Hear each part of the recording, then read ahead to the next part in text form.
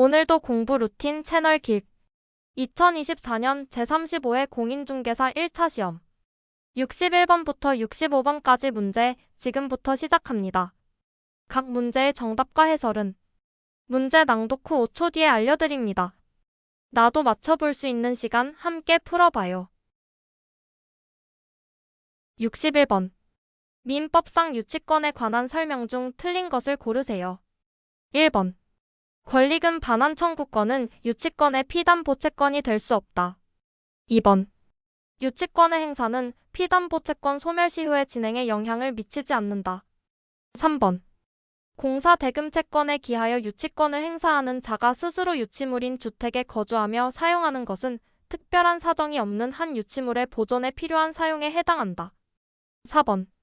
유치권에 의한 경매가 목적 부동산 위의 부담을 소멸시키는 법정매 각조건으로 실시된 경우 그 경매에서 유치권자는 일반 채권자보다 우선하여 배당을 받을 수 있다.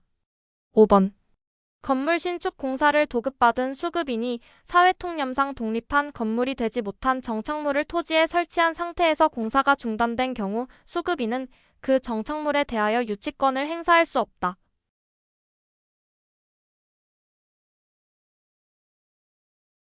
정답은 4번입니다. 해설입니다. 4번은 틀린 설명입니다.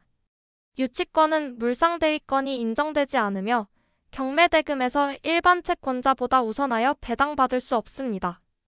유치권자는 경매 절차에서 배당을 받을 권리 자체가 없으며 오직 목적물을 점유하여 반환을 거절할 수 있는 권리만 가집니다. 따라서 정답은 4번입니다. 62번.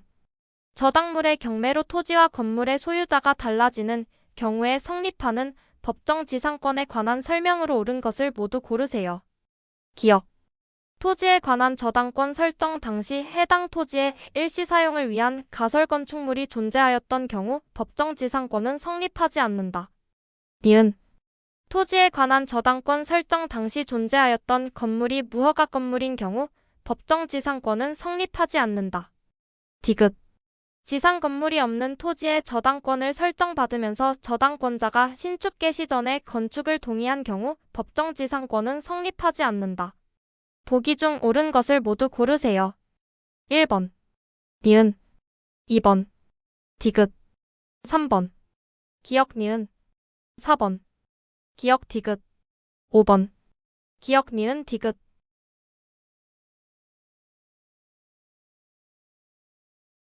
정답은 4번 기역과 디귿입니다. 해설입니다. 기역 옳은 설명입니다. 가설 건축물은 일시적 설치를 전제로 하므로 법정지상권의 전제가 되는 건물로 인정되지 않습니다. 따라서 성립하지 않습니다. 니은 틀린 설명입니다. 무허가 건물이라 하더라도 실질적 건물로서의 요건을 갖추고 있다면 법정지상권은 성립할 수 있습니다.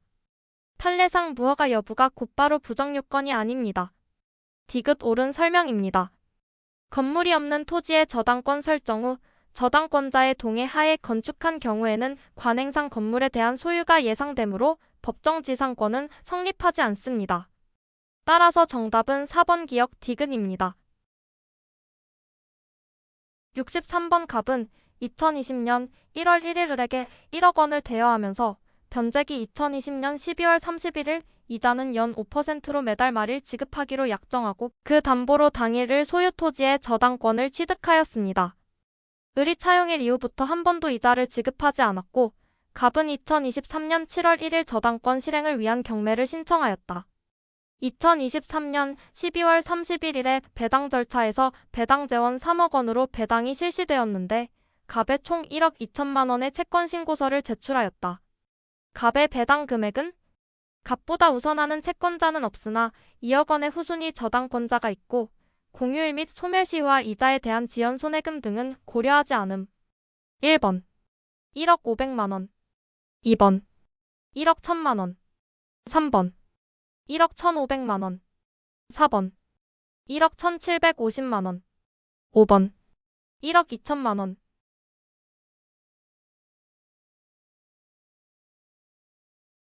정답 2번 1억 1천만 원입니다.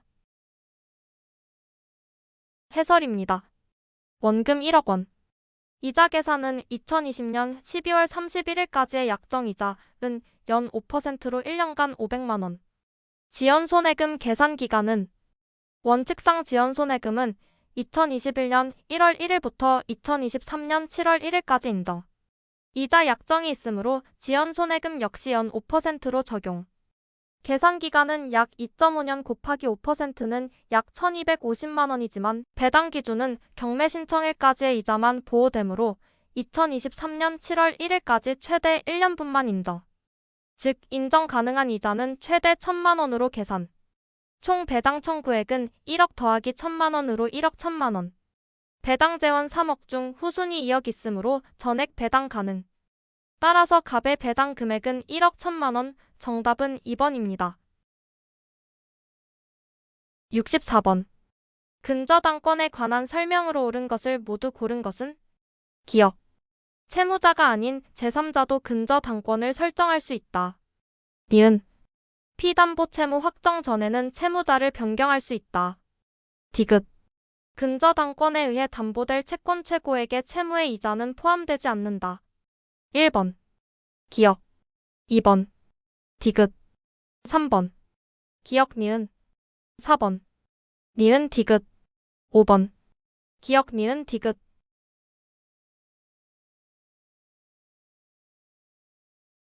정답은 3번입니다. 해설입니다. 기억. 옳은 설명입니다. 저당권 설정자는 채무자일 필요는 없음. 제3자 담보도 가능. 니은. 옳은 설명입니다. 아직 채무가 확정되지 않았다면 원칙적으로 채무자 변경 허용 당사자 합의 필요. 디귿. 틀린 설명입니다. 채권 최고액에는 원금 더하기 이자 더하기 지연손해금 더하기 비용 등이 포함되는 최대 한도를 말함. 따라서 이자는 포함된다. 따라서 옳은 설명은 기억, 니은, 정답은 3번입니다. 65번. 민법상 계약에 관한 설명으로 옳은 것은? 1번 매매계약은 요물계약이다. 2번 도급계약은 편무계약이다. 3번 교환계약은 무상계약이다. 4번 증여계약은 요식계약이다. 5번 임대차계약은 유상계약이다.